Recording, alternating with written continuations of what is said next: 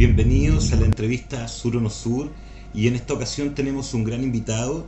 El invitado de hoy es Henry Vila Chávez. Él es psiquiatra, estudió medicina en la Escuela Latinoamericana de Medicina en Cuba, estudió su especialidad como médico psiquiatra, ¿cierto?, en la Universidad Austral de Chile, y realizó un magíster en terapia sistémica en la Universidad de la Frontera. Bueno, actualmente Henry se desempeña como director del COSAM Reloncaví, dentro del servicio de salud del Reloncaví. Bueno, sin más preámbulos, vamos con la entrevista. Hola, ¿cómo están? Bueno, como les comentaba, ¿cierto? Estamos con nuestro invitado, con Henry Vila, en esta ocasión, con quien vamos a conversar con respecto a su vida, a su proceso personal, ¿cierto? Para llegar a estar trabajando en la salud, principalmente acá en el sur de Chile, en la ciudad de Puerto Montt. Henry, ¿cómo estás? Hola Carlos, ¿qué tal? Buenas noches. Un gusto estar contigo y bueno, compartir este espacio que bueno, sé que tiene cierta relevancia, importancia para ti y para muchas otras personas también. Súper, súper, qué bueno que hayas aceptado venir, ¿cierto? Yo creo que para la comunidad de Ciencias Sociales y Salud del Sur va a ser súper importante, para los estudiantes también. Eh, y yo sé que hay hartas experiencias y formas de ver la salud en particular que son muy importantes. Bueno, a mí en lo particular me toca porque yo tuve la suerte de trabajar contigo, entonces uno sabe la calidad técnica y humana que hay, así que hay una valoración especial y es súper grato saber que los chiquillos van a poder escuchar una súper buena entrevista. En función a esto, en función a tu desempeño, a tu labor como médico, como psiquiatra, ¿cierto? Cuéntanos un poco, Henry, ¿cuál ha sido la vuelta que te has dado? ¿Cuál ha sido este periplo existencial para llegar hasta este momento? ¿Por dónde parte? ¿Cuál fue la idea? ¿Por qué llegaste a estudiar, cierto, medicina? Cuéntanos un poco cómo llegas a este presente. Bueno, la verdad que es una vuelta un poco larga, que tenemos que remontarnos al siglo pasado. Y bueno, y en definitiva, bueno, contar un poco que de mis raíces, ¿no es cierto? Soy uruguayo de nacionalidad, nacido en los inicios de la década del 80, para no decir cuándo, para no... y bueno, y de alguna manera creo que como psiquiatra y por ahí también como terapeuta familiar, hay que mirar las raíces, ¿no? Y bueno, vengo de familias más bien cercanas al campo, de pueblos chicos, chicos. O sea, imagínate, Uruguay tiene 3 millones, actualmente creo que son 3.200.000, 3.300.000. Desde la década del 50 somos 3 millones, y de esos 3 millones, 1,5 millones viven en Montevideo, y el resto, el otro 1,5 millones, esparcido en pueblitos y ciudades pequeñas en el Uruguay. En el Uruguay, que por allá decimos que vamos para afuera cuando vamos al interior del país, o tenemos, no sé, un Cerro Chato. Es como esas ironías que tiene el Uruguay, y que por ahí, no sé, Galeano ha podido descubrir en muy buena manera, Benedetti también, bueno, autores que todos conocen y que de alguna manera uno también se ha reflejado en esa literatura. Así que, como te decía, bueno, vengo más bien de familias de campo, de trabajo con animales, más bien ganadero, esa ganadería extensiva. No es que, no es que mi familia tenga terrenos ni campos ni sean terratenientes, ¿no? Eran empleados de campo. De ahí vienen mis orígenes por ambos lados. Y bueno, y este gusto tal vez por la medicina, creo que tiene que ver por ahí con algunos problemas de salud que tuve en la infancia, en donde tuve que estar en médicos y en hospitales durante gran parte de mi infancia. No quiere decir que me lo pasé ahí, ¿no? Sino más bien eran atenciones ambulatorias y 3 operaciones antes de los 12 años. Así que eso creo que de alguna manera significó, y por ahí me llevaban a un médico, de estos médicos que atendían en sus casas, y él tenía un cuadrito de un proverbio, no me preguntes ahora de dónde, pero que al final decía, serví y vi que el servicio era alegría.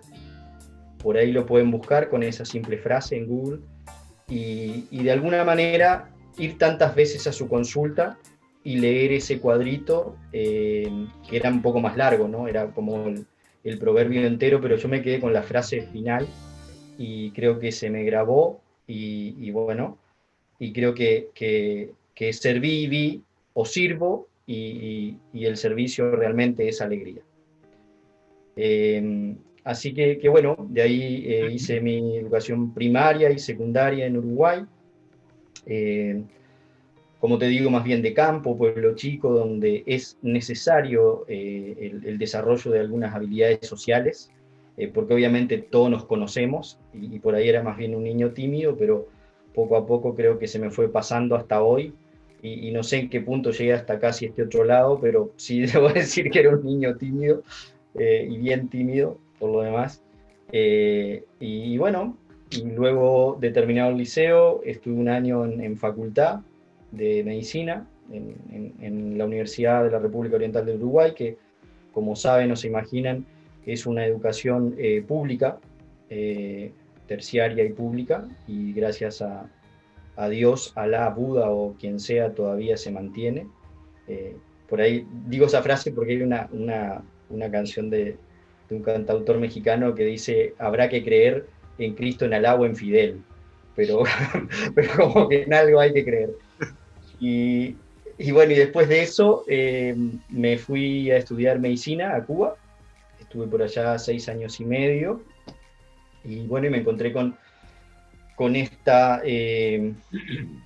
contraposición de por ahí, no sé si aquí en Chile es muy habitual, pero tipo que en Uruguay se abren cuentas corrientes o estas cuentas de ayuda a personas naturales, ¿no es cierto?, que necesitan una operación en el extranjero, un tratamiento en el extranjero, y muchos de esos tratamientos se dirigían a Cuba.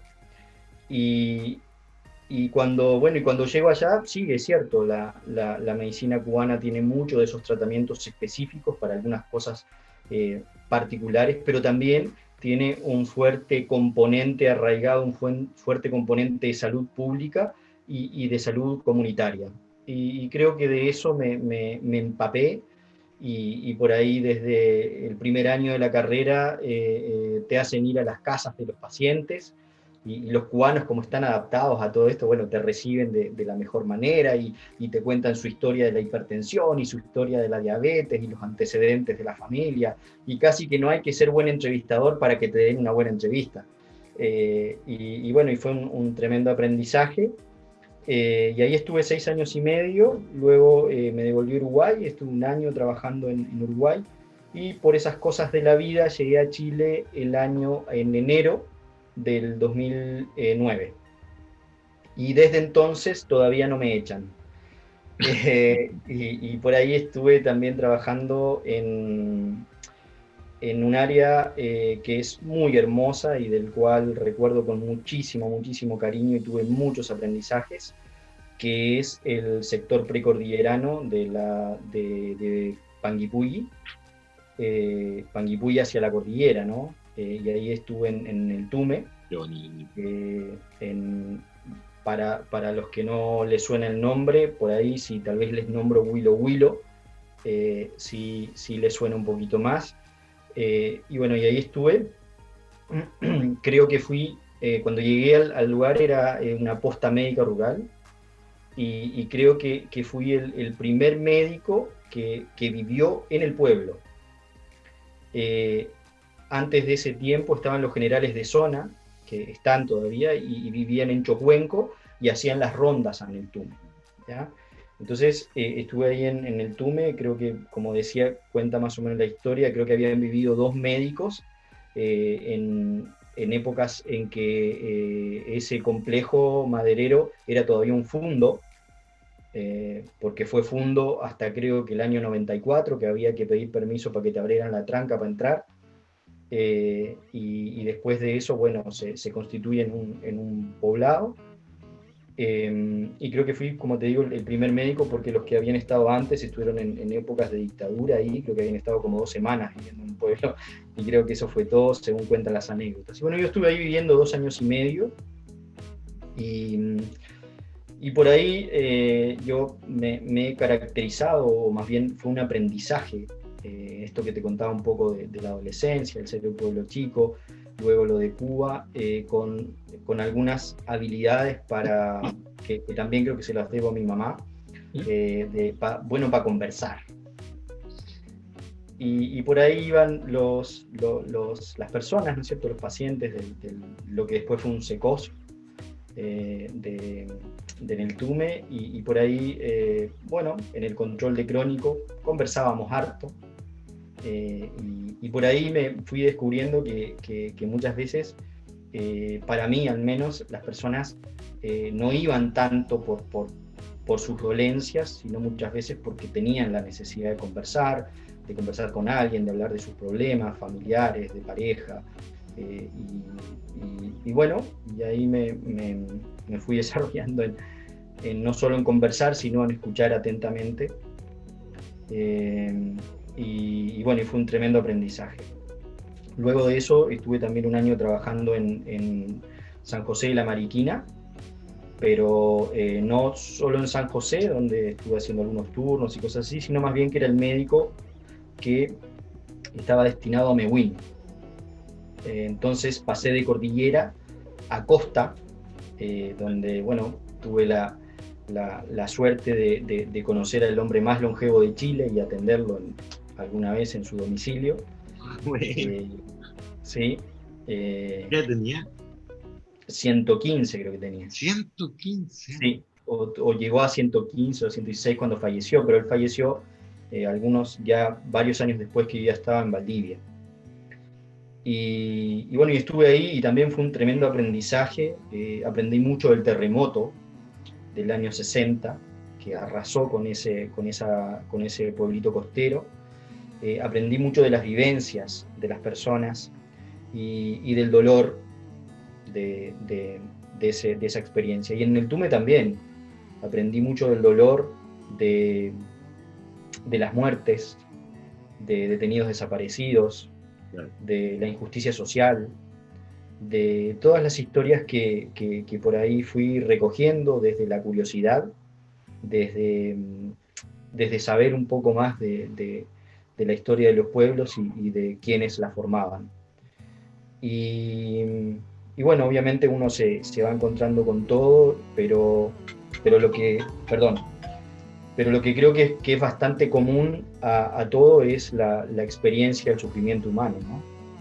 Esa es una experiencia bastante concreta, común, y también diría que las vivencias de injusticia también son bastante comunes en estas localidades, que de alguna manera también pueden llegar a ser abandonadas a veces. Y por ahí un poco también se conecta con mi historia, ¿no? Donde vengo también de una localidad chiquita, donde los políticos van a recoger su voto cada 4 años, y luego se olvidan de que hay calles, de que hay carreteras, de que hay plazas, de que hay gimnasios, de que hay lugares públicos que necesitan de un poquito más, que hay escuelas, que hay liceos, hospitales. Y por ahí la historia de Latinoamérica, que creo que lamentablemente se repite a lo largo del continente, y que bueno, y los vemos cada 4 años, nos saludan, los abrazamos, les agradecemos y nos quedamos con sus promesas. Y bueno, y después de eso estuve en Valdivia también trabajando un año en 2 centros de salud familiar, y luego yo diría que un poquito un accidente, llegué primero a ver un psiquiatra, porque por ahí una de las cosas que bastante frecuente nos pasan a los médicos y a quienes trabajamos en salud, y hoy con la pandemia se ve con mucho más potencia, que es el síndrome de burnout, y que de alguna manera eso va forjando sin darte cuenta en cuadros ansiosos, en trastornos depresivos, y bueno, y eso fue un poco lo que me pasó a mí. Así que llegué primero como paciente y luego, de alguna manera, no sabría cómo, o sí sé, pero prefiero reservármela, llegué bueno, a psiquiatría, a estudiar en la Universidad Austral. Eh, Estuve ahí compartiendo y una de las experiencias creo que más gratificantes de mis últimos años de vida, en donde a partir de la presencia del doctor Fernando Yarzún, que es uno de los maestros de la psiquiatría chilena, con un enfoque fenomenológico antropológico, también aprendido a lo largo del transcurso de su vida y de las experiencias compartidas.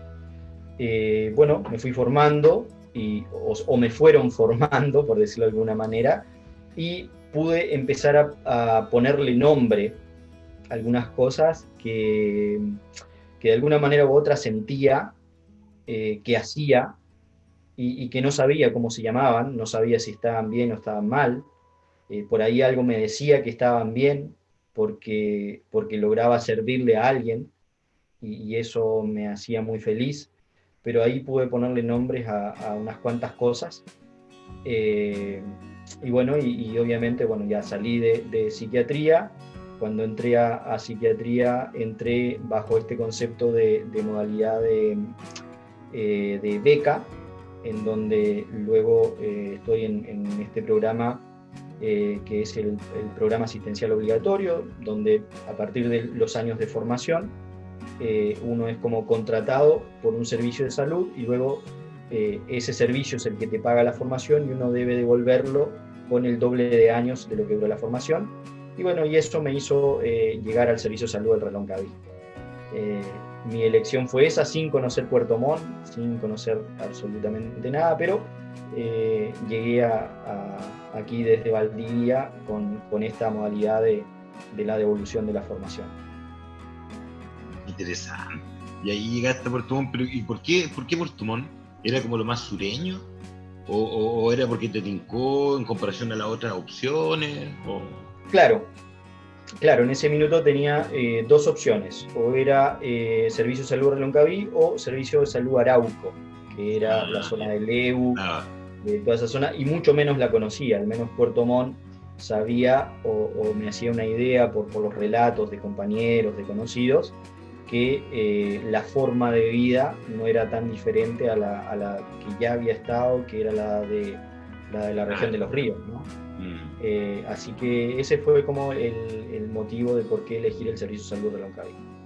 ¿Y ahí cómo llegaste acá? ¿Llegaste a trabajar alguna función específica?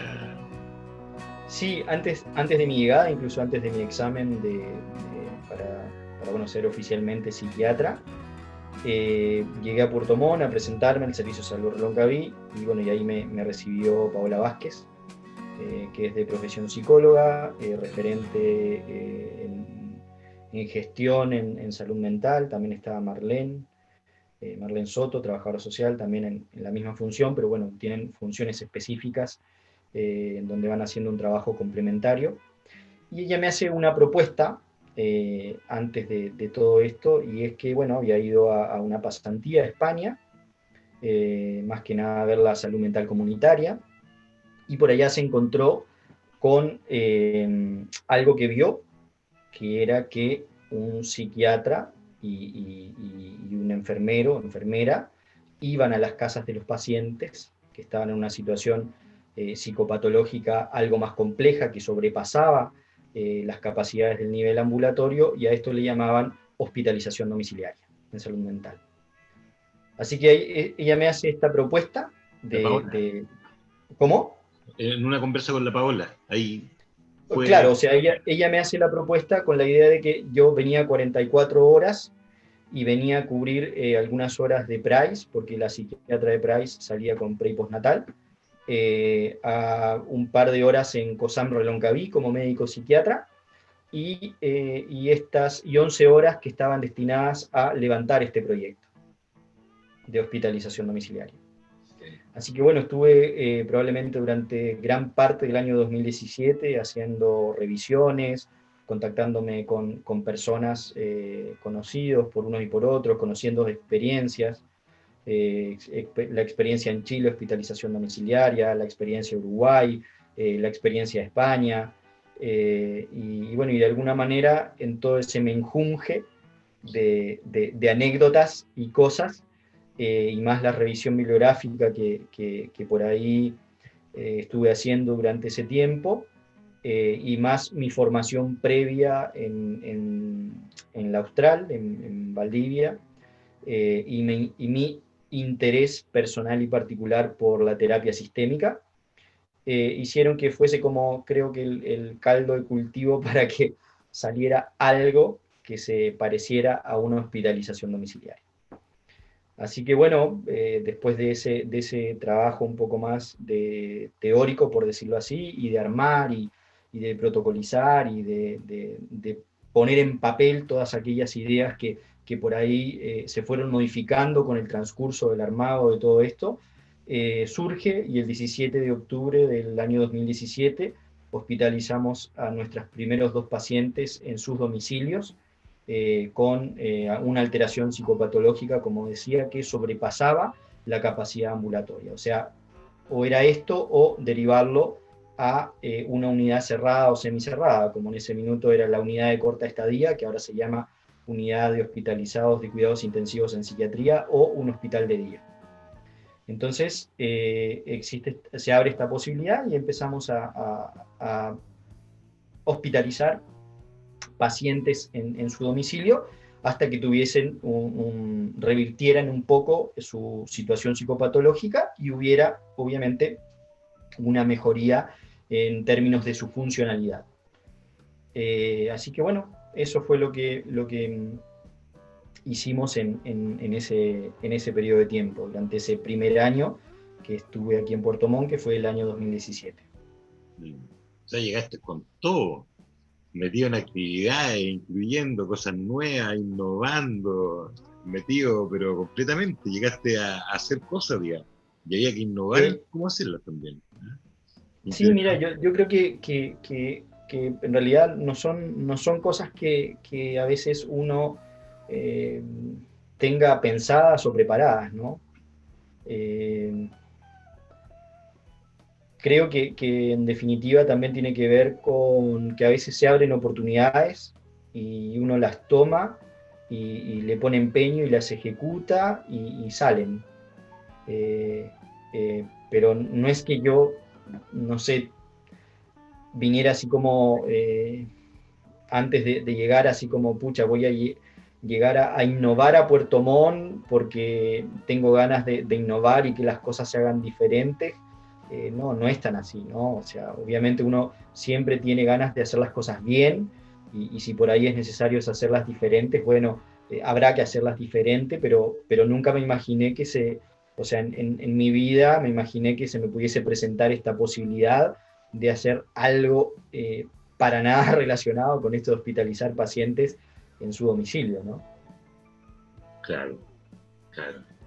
Oye, pero, bueno, y cuando empezaste a trabajar en esto, empezaste a vincularte, bueno, decías primero una revisión de experiencias, ¿cierto? Ver cómo había sido también en otras partes de Chile, y enfrentarlo, me imagino, construirlo con un equipo, y eso tiene que haber sido un proceso bien particular también, pues, haber construido, haber logrado generar una forma de trabajo en conjunto. ¿Cómo fue un poco esa experiencia? Mira, para mí es una experiencia muy enriquecedora, partiendo porque, bueno, todo esto parte, como te decía, en un trabajo en paralelo con Paola Vázquez, donde entre los dos ahí vamos armando como esta dimensión más teórica del asunto y ponerlo en papel y presentar las propuestas y todo eso. Y luego por ahí fuimos, bueno, obviamente el modelo español tenía esto de psiquiatra y enfermera. Así que lo primero fue poder traer algo que sí estaba en otras partes de Chile, y es que los centros de salud mental comunitaria sí tienen la enfermería incorporada, y por ahí, por algunas cosas que no sé cuáles fueron, pero este recurso de la enfermería como recurso profesional se había retirado y se había asignado a otros profesionales. Entonces era un recurso que no estaba, o sea, la enfermería en los centros de salud mental comunitario no estaba hasta ese entonces. No, por ahí no sabíamos o no teníamos tan claro qué iba a ser un enfermero en un COSAM, ¿no es cierto?, en un centro comunitario de salud mental. Y de alguna manera, bueno, se hizo un proceso de selección, integramos la enfermería, primero para la hospitalización domiciliaria, y la compañera que llegó también fue un gran aporte, porque tiene esta gran capacidad a veces que yo no tengo de ordenar las ideas y bajarlas, y también fue un tremendo aporte para mí su participación, y que me estoy refiriendo a la enfermera Solange Silva. Ella fue la que hizo como esta bajada de muchas cosas protocolares, porque a mí se me vuela un poco la cabeza y a veces me cuesta como definir o aterrizar ideas, y entonces ella fue este cable a tierra que hace que algunas cosas también se aterricen. Y por ahí de manera también, yo diría que casi accidental, llega un colega psicólogo que venía, se cerró un centro dependiente del servicio de salud, como es el ELEAM, que pasó a otra administración, y el psicólogo que estaba ahí quedó un poco como en el aire, y llega a nuestro centro, y bueno, lo invitamos a partir de su experiencia clínica y de su experiencia formativa también, a hacerse parte de esto, y se integra con nosotros, y ahí es que se inicia el trabajo netamente clínico, y ahí empezamos a hacer, ¿no? Y en el hacer nos damos cuenta que nosotros tres como profesionales nos quedábamos cortos, nos faltaba la terapia ocupacional, nos faltaba el trabajo social, y de alguna manera fuimos poniendo esto sobre la mesa.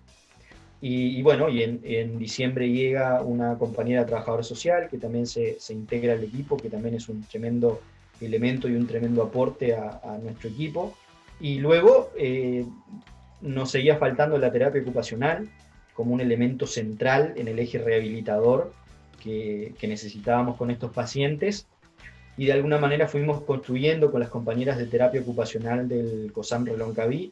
Entonces, cuando teníamos algunos ratitos, yo iba y les conversaba del caso, y ellas me hacían sugerencias, y nosotros íbamos y las aplicábamos en el domicilio con los pacientes y con la familia, hasta que de alguna manera llegó un internado, llegó una interna a terapia ocupacional, y desde ese internado que se necesitó la supervisión de terapia ocupacional, luego se lanza el proyecto de que en realidad la terapia ocupacional sí tiene que estar como parte del equipo de hospitalización domiciliaria.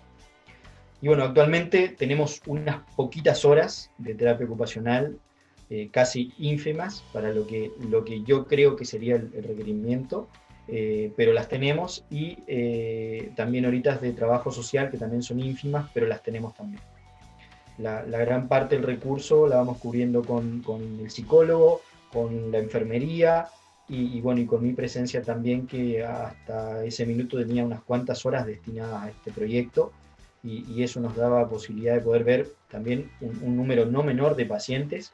En el año 2019, cuando estábamos con un equipo mucho más consolidado, teníamos casi 44 horas de enfermería, llegamos a ver 9 pacientes en simultáneo, lo cual yo considero que es harto para un solo psiquiatra, ¿no es cierto?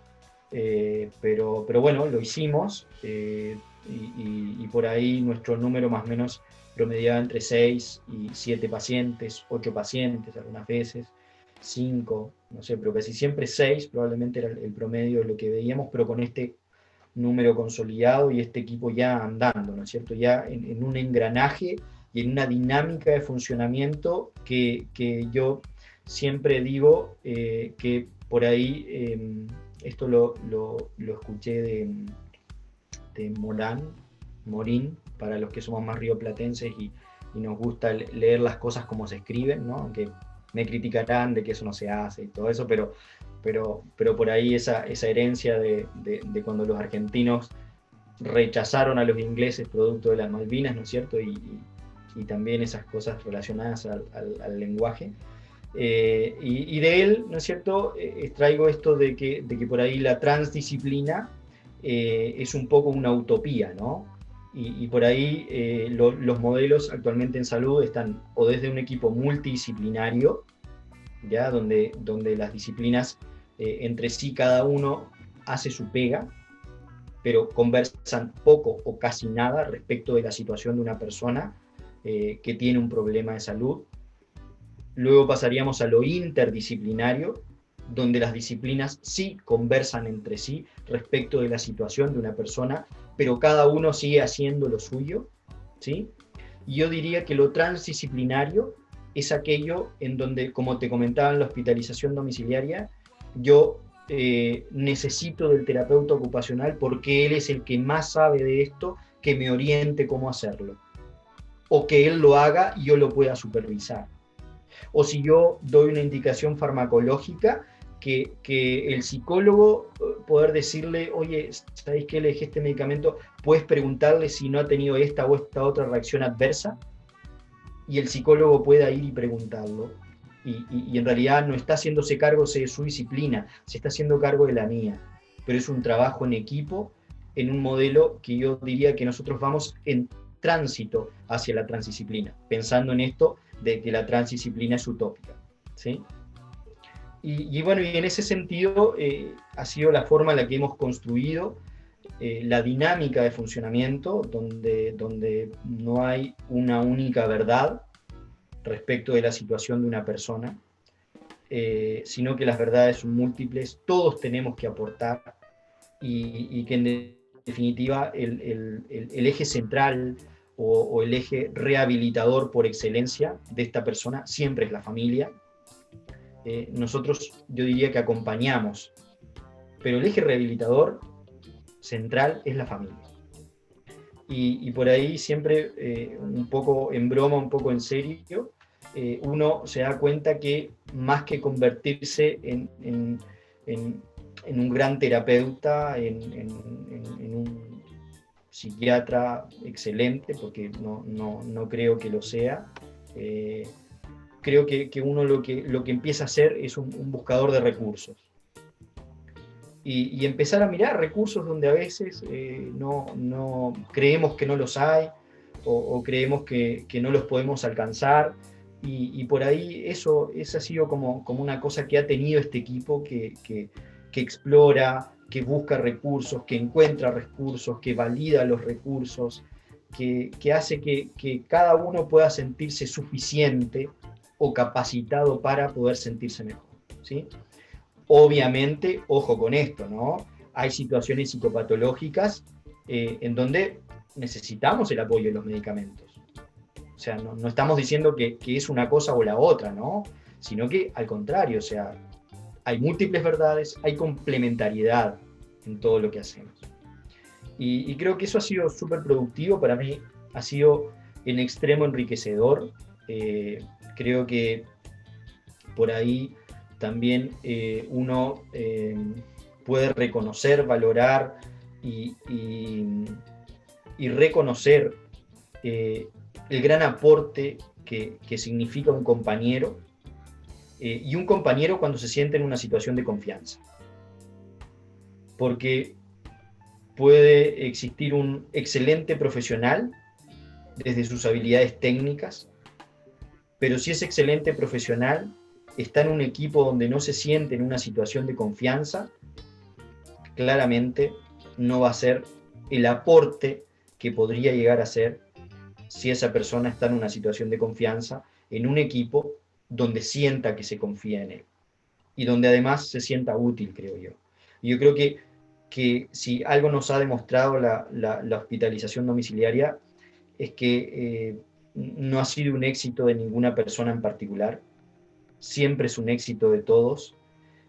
Por ahí inclusive nos ha pasado que algunos pacientes o algunos familiares crean un vínculo con un miembro del equipo más que con otro, y por ahí bromeamos, ¿no es cierto?, con esta situación, pero en definitiva es un éxito de todo el equipo. Nadie tiene más gratificación ni rédito que nadie. Creo que todos por igual podemos aportar a esta situación, que es la de que una familia y una persona en una situación de vulnerabilidad, como son los trastornos de salud mental, pueda llegar a sentirse mejor y recuperar en parte al menos su funcionalidad.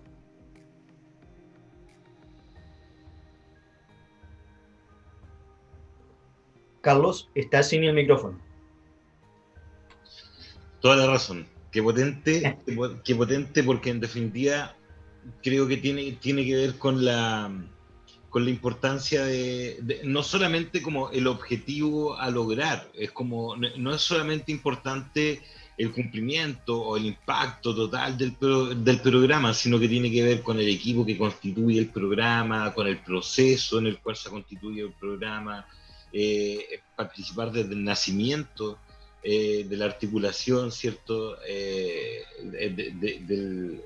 las mismas acciones domiciliarias, desde lo ontológico, desde el principio. Igual te escucho y se escucha como una construcción con harto afecto, con harto empuje, como súper conectado con el equipo. Bueno, y uno en particular, como también los conoce ese equipo, sabe que es un equipo para quererlo. Saludos también para el equipo de atención domiciliaria. Henry, bueno, también aprovechar de preguntarte con respecto al tema de lo sistémico.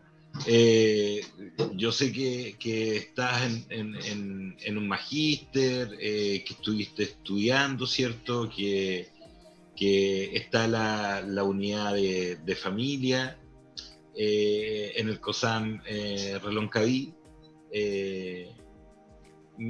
¿Cómo por un lado, cómo está el tema con lo sistémico? ¿Cómo estás vinculado con lo sistémico, ¿cierto? Con la terapia sistémica. Y por otro lado, ¿lo sistémico se ha incluido en lo domiciliario?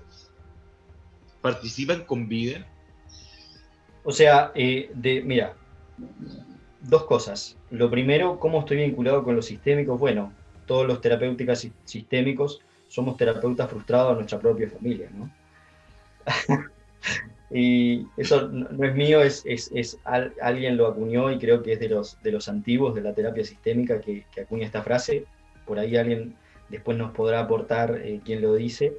Pero bueno, un poco es así y para mí tiene gran importancia todo lo que pasa en Valdivia, ¿no? En mi formación, en donde en mi proceso de formación nos incluyen como becados de primer año de psiquiatría a la unidad de familia, el primer año siempre detrás del espejo y en el segundo año empezando a ser coterapeutas de los profes y los formadores que están ahí. Y bueno, y uno se tiene que aventurar a ser coterapeuta y a trabajar en coterapia y a tener el espejo detrás y saber que en algún minuto te van a pausar y todas esas cosas que hacen que uno se vaya construyendo como un terapeuta sistémico.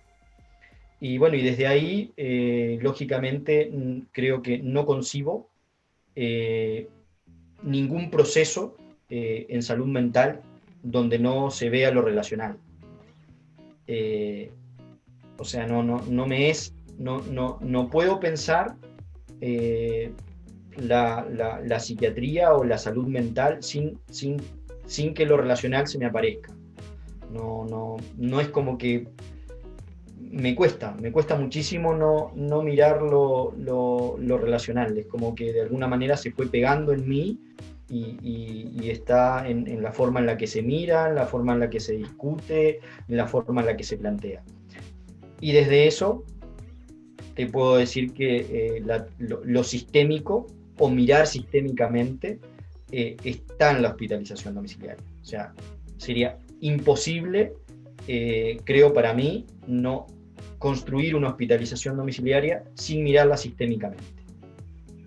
Y cuando hablo de mirarla sistémicamente, hablo de la persona que está en una situación psicopatológica compleja, difícil, desde la familia y también desde los que intervenimos. en donde estamos constantemente con el equipo mirando qué es lo que nos pasa, cómo nosotros que nos metemos en este sistema, que nos metemos en la casa, que nos sentamos en su comedor, que nos sentamos en el living de la casa, que pedimos que apaguen la tele cuando llegamos, ahora que pedimos que se pongan la mascarilla, ¿no es cierto? Que abramos la ventana para que se ventile un poquito más. O sea, creo que hay que mirarlo sistémicamente. Es imposible llegar como un actor relacional que no pueda influir relacionalmente en lo que pasa en la dinámica de una casa y con una persona. Entonces, desde mi punto de vista, no concibo para mí la salud mental sin lo relacional. Súper, súper, claro. Y más pensando también en el ambiente, como la ecología del paciente, como el hábitat. Si uno no logra entender la vinculación con eso, no hay nada que hacer, digamos. Así que es parte de la lectura en el proceso también. Súper. Bueno, en realidad creo que hemos profundizado en hartos temas con respecto a lo domiciliario, con respecto a lo sistémico, hemos podido consultar, estuvimos revisando, ¿cierto?, el periplo existencial, y ya entrando en la parte final de la entrevista, preguntarte, ¿cierto?, en definitiva, ¿para dónde van los proyectos? ¿Pretendes profundizar en lo domiciliario? ¿Pretendes profundizar en lo sistémico? ¿Hay algún interés en particular? ¿Te estás enfocando en alguna investigación o en alguna hacer en específico en este momento, de aquí para adelante? Mira, la verdad de las cosas, Carlos, es que bueno, mi interés en lo sistémico, mi interés en relevar lo que pasa con los cuidadores desde hace un tiempo, que es algo que tengo en la mira, pero de alguna manera este año y el año pasado, todas las ideas, los proyectos se han detenido por el contexto de la pandemia, ¿no es cierto?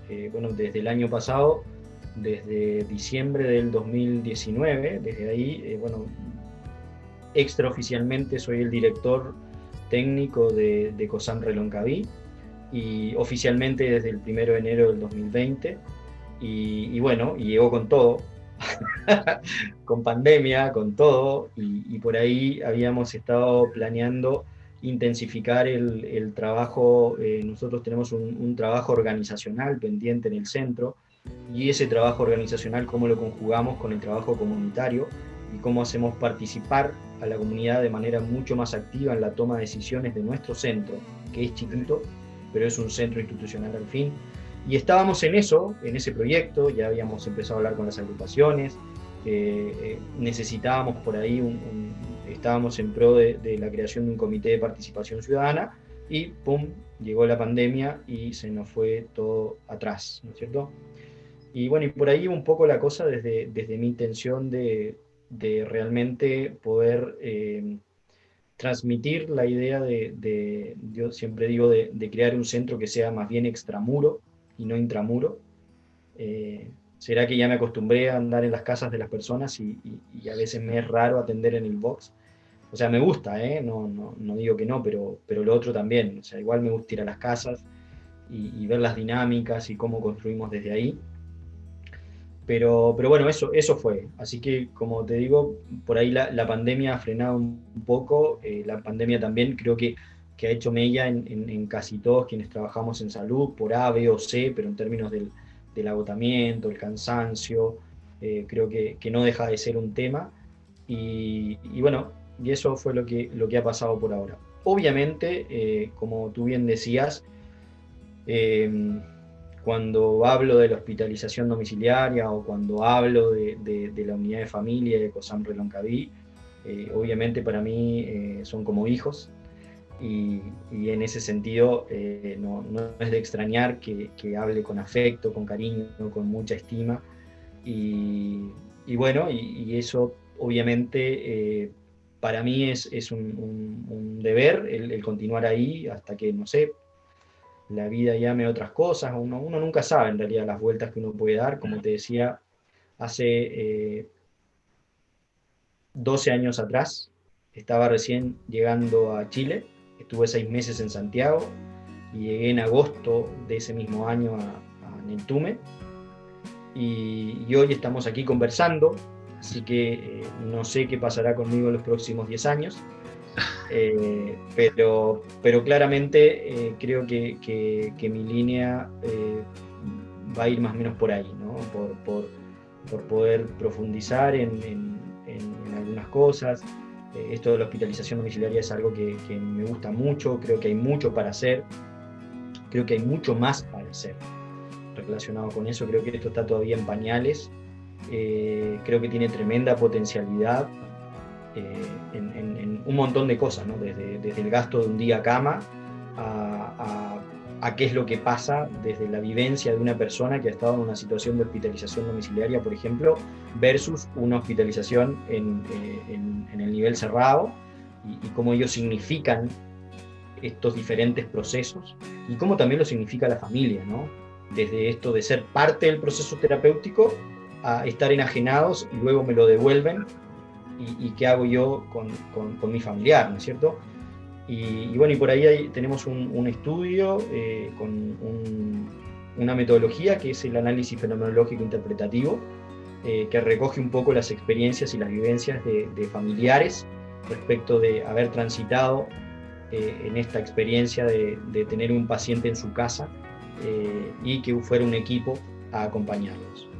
Así que bueno, es algo, como te digo, que me interesa mucho, y no sé qué irá a pasar conmigo, pero creo que por ahí puede ir la cosa. Por lo pronto, seguir poniéndole el pecho a las balas, como se dice, ya hablando en este lenguaje tan bélico de la primera línea y todo esto, pero de alguna manera poder lograr darle obviamente un sentido a todo lo que uno hace, que eso creo que es lo fundamental, y que creo que es lo que nos llena, ¿no? Es el sentido de lo que hacemos.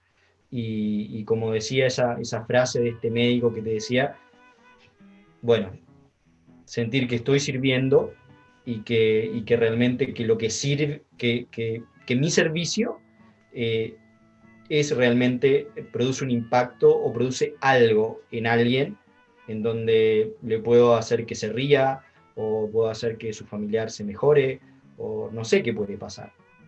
Pero cuando yo siento que hago algo positivo, realmente me siento feliz de que eso sea así. Y eso es, creo, lo que nos va llenando a cada uno de nosotros, ¿no? Que es esta cosa, como decía el profe Yarzún, y que creo que le había leído a Levinas, que es el de ser para un otro, y creo que en la experiencia humana no hay nada más gratificante que ser para un otro. Desde las diferentes experiencias del amor, como es el amor de pareja, o el amor de un padre a un hijo, y todos aquellos que somos padres sabemos lo que significa ese ser para un otro en la experiencia de un hijo, y en ese sentido, bueno, creo que también podemos ser para un otro en términos de aquellos que nos necesitan, en términos de aquellos que tal vez no tuvieron la posibilidad de prepararse o formarse, o aprender cosas donde nosotros podamos servirlos y podamos aportarles y podamos ayudar. Y creo que ese ser para otro es parte de algo que no podemos perder, quienes trabajamos en salud en general. Y creo que todo en realidad, porque si a mí cuando le voy a comprar el pan, ha hecho su pan con ganas para que yo lo pueda disfrutar, probablemente el panadero se va a sentir mucho más feliz si yo disfruto el pan que él hizo para mí, a que si no lo disfruto, ¿no? Hay algunos que no les importa, obviamente, ¿no? Pero yo creo que a todos, en alguna medida u otra, nos importa que lo que hacemos tenga un sentido de servicio, y que pueda ser para un otro. Bueno, Henry, como siempre, un gusto poder conversar contigo, ¿cierto? Bueno, tengo la posibilidad de ser amigo contigo, de compartir una amistad, ¿cierto? Entonces, uno sabe de qué están hechas las personas, cuando las conoce, cuando las ha escuchado.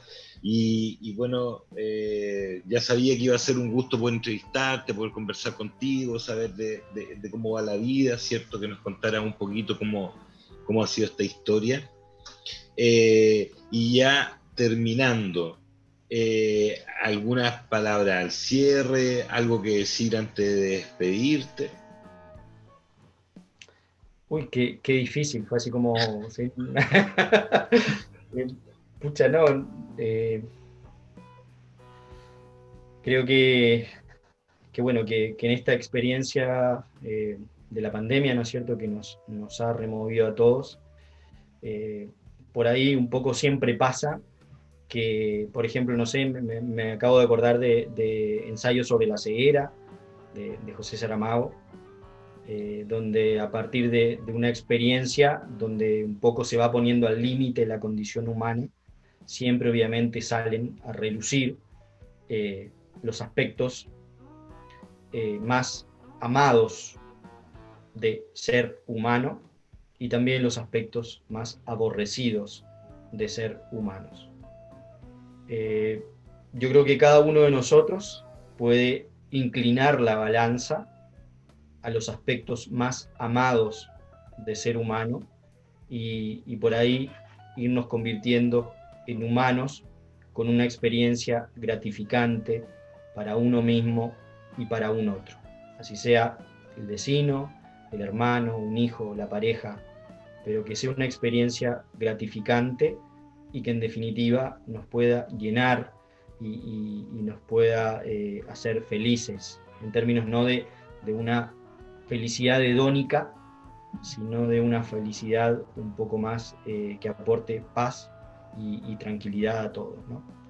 Así que bueno, eso, creo que ojalá podamos compartir la experiencia del servicio y bienvenidos todos aquellos que se quieran sumar a esta bonita experiencia de poder servir y ser para un otro. Súper, súper. Bueno, darte las gracias, ¿cierto? Por tu participación, por tu disposición, por la franqueza, por lo transparente, por lo humano del espacio, Henry, por la conversación. Darle las gracias a ustedes también, ¿cierto?, por su participación en el canal y por seguir nuestras entrevistas. Recuerden darle like, ¿cierto? Esto es Sur o No Sur, Ciencia Social y Salud desde el sur de Chile. Un abrazo grande, nos vemos, cuídense, que estén muy bien. Chao, Henry, cuídate. Chao, Carlos, muchas gracias, que estés bien. Vale, igual, chau, chau.